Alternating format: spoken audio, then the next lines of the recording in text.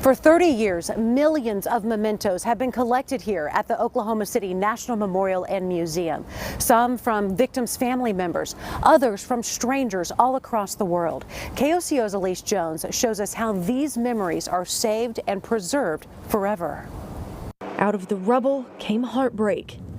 And under the debris, things people brought to work that day. Books, mugs, clothes, photos. Some of the last things victims and survivors alike would see before nearly everything was destroyed.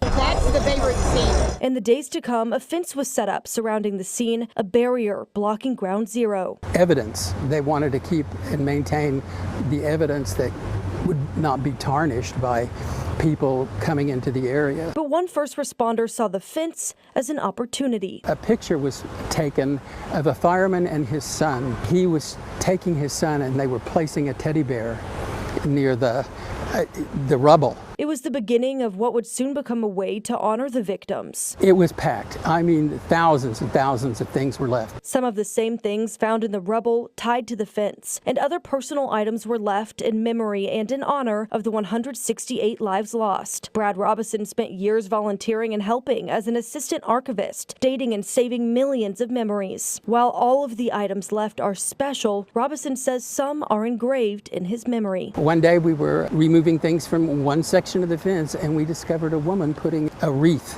In this wreath was a 8x10 photograph of a young lady, and there was always a hat attached to the wreath and a tube of lipstick.